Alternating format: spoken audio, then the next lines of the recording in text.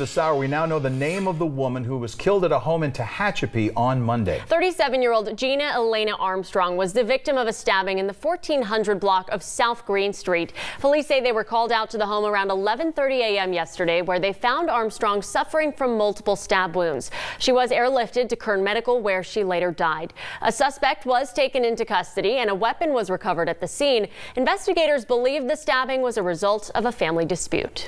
In other news, the community gathered this morning to mark the one-year anniversary of the Portrait of a Warrior gallery in downtown Bakersfield.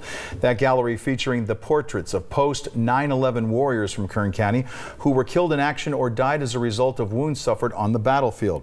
Today's ceremony included new portraits, an honor guard, and a 21-gun salute.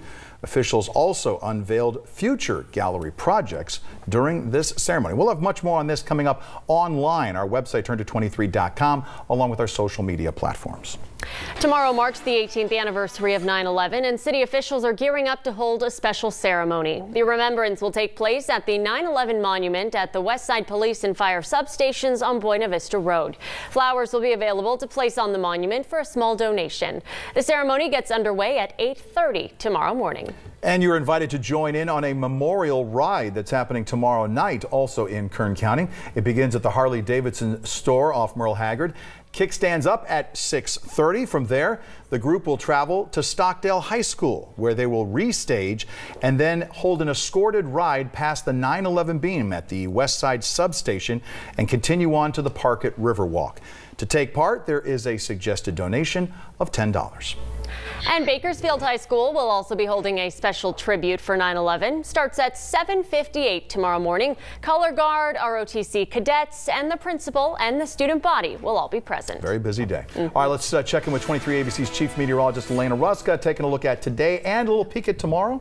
Yeah, so it's really windy today, and with that we're much cooler, and then each day we just keep jumping up, and that's all because we have those systems tracking on shore to our north. So this far south, no rain, not even any cloud cover, but we get the winds out of that. Air quality is pretty nice. We're at 73 right now, staying in these 70s for the next couple hours. Still at the 40s for the top of Breckenridge, 49 there. 64 in Tehachapi, still in the 50s in those South Mountains like a Keene at 58, but out into the desert already some 80s. So quite the range of temperatures across the county, and a lot of that is because these winds are coming in from the west. You see we're starting to get that colorization on our map, showing you that winds are picking up in the northwest portion of the county, but those fastest winds, as they always are, through Mojave down into California City and Jawbone Canyon, because they're coming through the mountains and picking up speed. So we'll talk about the chance of blowing dust out there, but here at home, kite flying weather, 82, bright and breezy for the kids after school.